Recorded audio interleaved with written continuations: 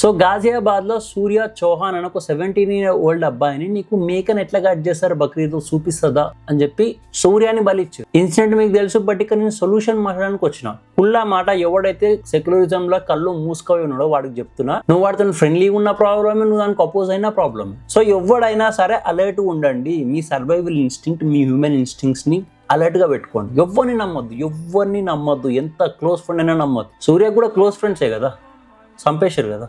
Second point, వాళ్ళకి చిన్నగా ఉన్నప్పటి నుంచి రాడికల్ థింగ్స్ నేర్పిస్తారు.